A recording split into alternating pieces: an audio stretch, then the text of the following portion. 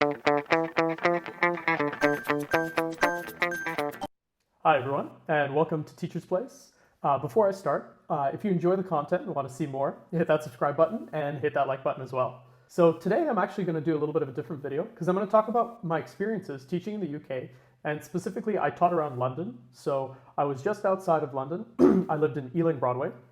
So I taught in a school called Cannon Lane, and I'm going to be telling you how I found the job, the cost of everything essentially, the agency that I worked with, the class setup, the kids, the curriculum, my experiences in the UK outside of school, so the fun ones, and just my overall thoughts as well. So let's get straight into the video. I found the job at a job fair actually through my university. So every year they run job fairs, and I think in December of 2018 or 2017, can't quite remember, there was a job fair and I went to it with a few people, and it turns out that the agency that I was going to work with was there, and they made a really compelling argument because they essentially set it up to where you would get an interview with the school and they would send you to London. They would create a whole job fair for you in London, and you work through and you talk with different schools at that job fair, and they decide, and the schools decide which ones are best suited for you. You also have an opportunity to put your 2 cents in there as well. So you get to decide what schools you want, the schools get to decide who you want, and they match you up based off of that. Afterwards, you do a lesson for the school. You actually physically go to the school, do a practice lesson for them with students, and then you come back and within a week, so the process starts on Monday, and then by Friday, you know whether or not you have a contract with the school or whether you have two contracts because you go to two schools to do practice lessons. The agency works really well because they give you the opportunity to go for more than one, two practice lessons with schools, and if you need to, they will set up online practice lessons for you if you didn't manage to get a job. So that was the way I found the agency, at a job fair. And now I'm going to explain to you the cost of everything. So like I said, the agency actually sent me to London, and they paid for essentially everything in that case. So in the middle of March, so during March break for Canadians, they sent us to London on their dime. They set us up in a very nice hotel.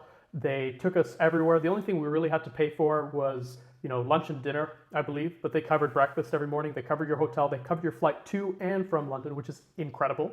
But obviously, because those costs are essentially zero, the rest of it does add up a little bit. So after you do get your contract, you sign it, and then you essentially start going through your visa process. So that took about, I would say, a month, a little bit over. So we started the process in April. I got it about May. And it was fairly quick because in Canada, we do have a good relationship with the UK.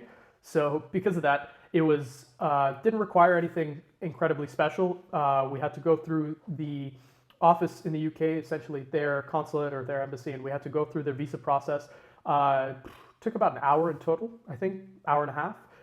Fairly standard questions. You have to sign a bunch of documents. You have to show pictures, prove your identification, things like that. So you'll need your passport, your license, your health card, things like that. Fairly standard stuff.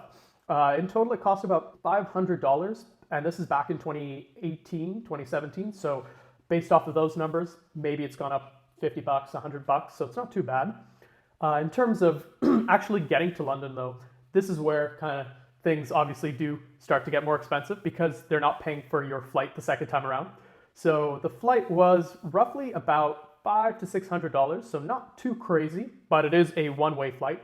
The flight did include 2 sets of baggage, which was very nice. One thing I did forget to mention, though, is that the agency actually does cover your costs of the visa, and it does cover your costs of the flight over.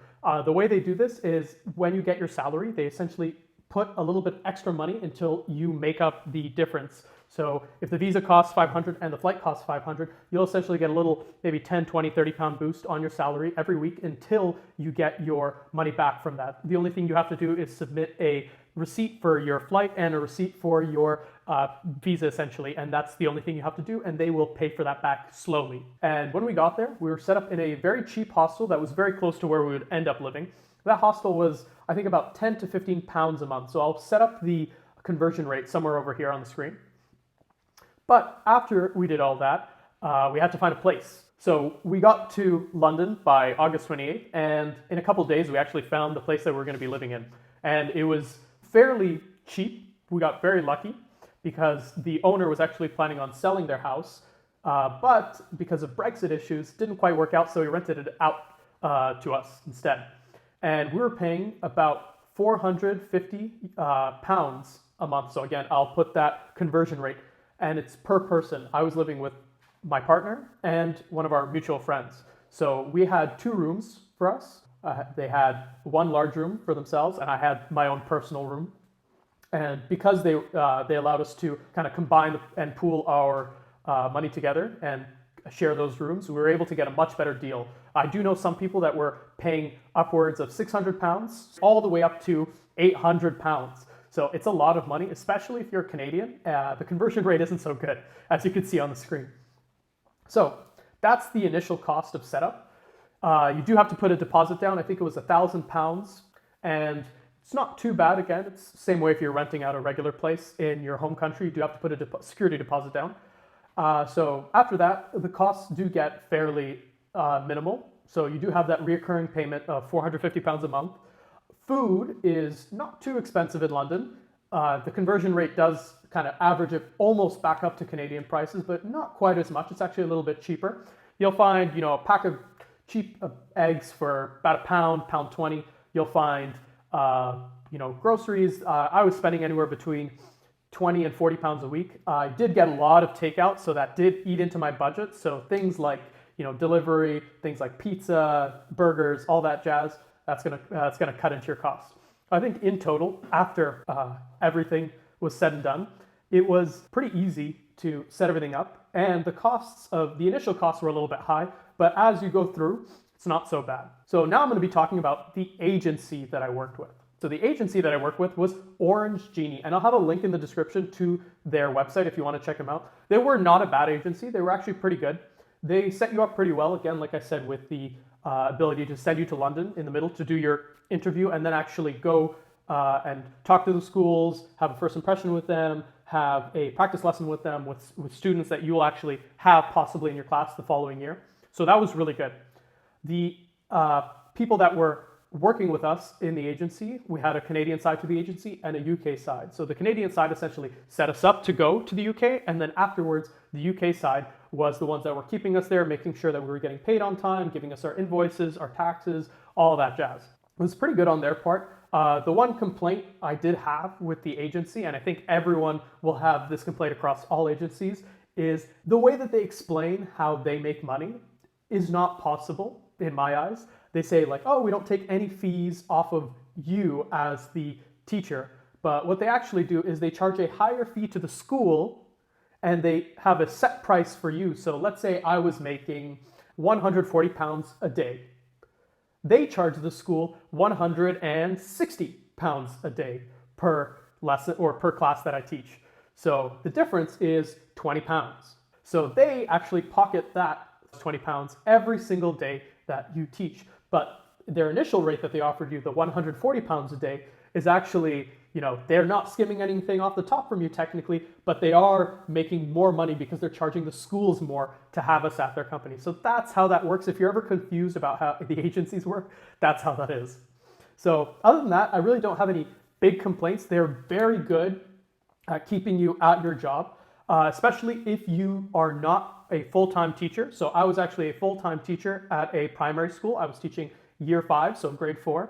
My partner was supplying, so she was actually going every single day to a school, and they do have an excellent guarantee to where if they cannot find you a position to supply at that day, and if it's unreasonable for you to get there, obviously, then they will cover that day's cost. They will pay for it. And that's actually very nice. I know some agencies do offer that, some agencies don't. Orange Genie does, which is very good, at least at the time that I'm recording this in 2020. One thing that maybe you should look into, especially in your contract, is sick days, because they do pay for your sick days, especially if it's a major illness, but you have to be absent for a certain amount of time. I personally was sick for, I think, 2 or 3 days maximum. I had, severe food poisoning. I was out for a few days. And when I contacted Orange Genie to ask if they were covering that, they actually said that, you have to be absent for 4 days minimum for them to start covering your pay. So take a look at that. Watch out for your sick days. One more thing that, you don't get is holiday pay. As someone working for an agency, and this is across the board essentially, if you are working for an agency, you do not get holiday pay. And there are a lot of holidays in the UK, which is something I'm going to talk about later. So don't expect any holiday pay from them. So now I'm going to get into the classroom. So when I first walked into my classroom, it was a pretty big classroom. You have 30 students in each one of your classes, and that's essentially standard in the UK. They're big classrooms. So your classroom management needs to be on point. You need to be careful about that because 30 students is fairly overwhelming. And my classroom had, large desks, one desk for 2 students, and I set it up to where it was 6 students in a group. I had higher ability, middle ability, and lower ability, and then a mishmash of some other students in my second to last and last group, which worked out really well. That I found to work at the end of the school year. It's a little bit hard to set that up, obviously, when you first start off. The best thing I can recommend to you is look at what level your student is at. I'm sure you can go into their school system and find out if they're a higher ability, middle ability, lower ability student. That's the best way that I can personally think of getting a setup for your classroom. Another thing is to talk to the teacher that taught them last year to find out, who works best with each other, what kind of groups you should be setting up. That's an excellent way as well to set things up. My first day with the students was really fun. The first week was essentially all getting to know each other. And we slowly started off with a few games, a few skill-based games, a few teamwork building games, all that stuff. So I could personally figure out where my students are, how well they work together, and what I could do to make sure that they work together in a more cohesive fashion. So the kids were awesome. I absolutely love my class. I had, again, like I said, 30 students, and they were just a mishmash of personalities. I had kids who were outgoing, I had kids who were introverts, and I had everything in between. I had kids who loved to shout out, I had kids who never talked. There's obviously a huge range of personalities in every single classroom that you walk into, and it's no different in the UK. Classroom management was a little bit of an issue in my class. I was a teacher that did raise their voice a lot, especially in my class. 30 students is a big thing to overcome, so you have to have a nice loud voice, especially if you're going to work in the UK. That's one thing. Another thing that was pretty interesting is sometimes they had trouble understanding my Canadian vernacular. So if you're Canadian, don't say, put your books in the bin, because you'll be throwing out your books. The next thing I'm going to talk to you about is the curriculum. And this is the part that is a little bit tough, but also very nice. So most schools are, 1 to 4 form schools, with most of them being somewhere in the middle, between 2 and 3. Our school was a 4-form school, which means that you have about 4 classes per grade level. So you'll have a grade 1 class that has 4 different teachers and 4 different classes. Mine was actually the only one that was 3-form. So my year 5 class was only 3 of us. I had myself and 2 other teachers with 2 other year 5 classes. And the way it works is you have a set planning time every week, once a week, and you plan with your teachers. So you are co-teaching everything.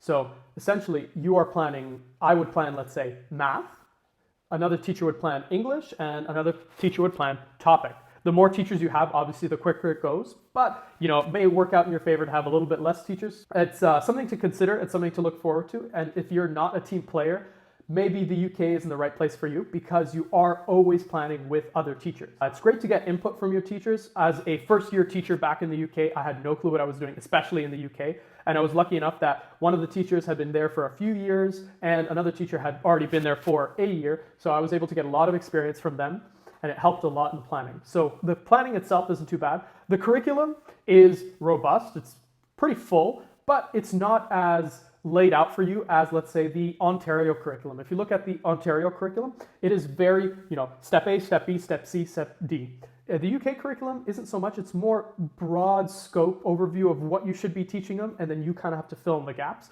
So again, if you're a first year teacher, it's good because you have a good support system of teachers, but the curriculum itself isn't as robust as I would have liked it to be as a first year teacher. The next thing I'm going to talk about is my experiences in the UK, and this is going to have a lot of photos. So get ready. So in the UK, I had lots of fun. We had lots of holidays. So you have an October holiday, you have a December Christmas holiday, you have a February holiday, you have a March-April holiday, you have I believe it's a May or June holiday, and then you obviously have your summer holidays. So there's lots of holidays. In terms of how well they're spaced out, it's really good. You get 1 week holiday in your term, and then at the end of your term, you get a 2-week holiday. So every term, and there's 3 terms, you have 1 week in the center, and then a 2-week at the end. Very nice. It's excellent, especially if you're used to the Canadian system where, your first holiday is essentially Christmas. So there's a big gap, and then you have March break, and then summer holidays. So it's really nice. You don't get as long of summer holidays, so the school year does end in July. So that's one thing to consider, but you do get a lot of holidays. My first holiday, we did go to Budapest. Budapest was absolutely beautiful, and it's very cheap to fly around in Europe because you're so close to all the countries. We flew with Ryanair, and Ryanair does get a little bit of slack for being a bad airline in a way, but we had no issues with Ryanair other than, not having certain documents printed, but they did it for us. But they did say that if we didn't have those documents, we would have been charged for it, and a significant amount. So be careful about that. Make sure you have all of your documents ready for them. So we went to Budapest, and it was absolutely beautiful. I don't think the trip cost myself and my partner more than, 300-400 pounds altogether for a whole week, essentially, in Budapest. The next trip I took was actually a trip back to Canada. So that was a 2-week holiday. I went back home to see my parents, my family, my friends, and I went through for Christmas, through New Year's. So that was awesome. The trip after that, we took to Albania, and Albania was a beautiful place. Again, I'll have more pictures up on the sides here. Albania was absolutely gorgeous. One of the cheapest countries I've ever been in, and it was just lovely. Buses were from one city to another were costing you somewhere around €1. So you pay more for TTC going from one place to another in Toronto than you do in actually going from one city to another in Albania. So that's amazing. Albania had lots of excellent experiences. The food was really good. They have lots of excellent, beautiful cafes going around there, and it was excellent. I actually decided to skip the May trip, and I decided to work at home and work on the final kind of outline portfolios for my students. So every year, at the end of the year, instead of a report card, your student gets a whole kind of 2, 3, 4-page document that goes through all of their achievements and all of their work that they went throughout the year. And you essentially tick off, whether they were a lower level, medium level, or a higher level in terms of where they are on each one of the categories that the school assigns you. And the categories are completely up to the school. There's no standard way to do this. It's completely up to your school. It took me about a week to finish all of them, and I was doing about 5 a day, so it wasn't too bad. I decided to take a break, and then I also threw out my back right in the beginning of that holiday, so it was a good thing I didn't go. I just worked nonstop on those, and then I was done, and I highly recommend that you do that. Do not save them for the end, because what the SLT, what the higher level teachers will essentially ask you to do is to look at those documents for you and make sure that there's no spelling mistakes, that there's no issues, that you didn't use too many words like but, and maybe if, you need to keep it professional. So they'll ask you to look through all those things, and it kind of sucks if you decide to save it all until the last moment. They look through it and you have a ton of changes to do. So I was actually getting changes all the way up until June to fix them, because my SLT was kind of rolling them out slowly to me, about 5 at a time every week. So make sure you do those immediately. In terms of the rest of the UK, we went to Wales, we traveled all across London, we saw everything. It was absolutely stunning. If you've never been to London, I highly recommend you go, because it's such a busy city. There's so much to do. There's a ton of experience to have. We went to Harry Potter worlds. We saw, Tower Bridge. We saw London Bridge. We saw Buckingham's Palace. So I think, overall, the UK was actually an incredible experience, and I would love to go back there and teach. The only thing is, as a teacher who's already gone through an agency, I would love to go back there and actually work for the school, which is one more experience I did forget to mention. At the end of the year, if the school does like you, they do tend to offer you a full-time position at the school without the agency. So they will essentially buy out your contract with the agency, and they will have you there as a full-time teacher. So you will end up getting holiday pay, you will end up getting sick leave, and all other benefits like that the UK teachers unions do offer you. If you don't like it your first year, it does get better in your second year, especially if you didn't like the agency that you were working with. I think that's it for me. But before I go, if you did enjoy the content and want to see more, please hit that subscribe button and please hit that like button.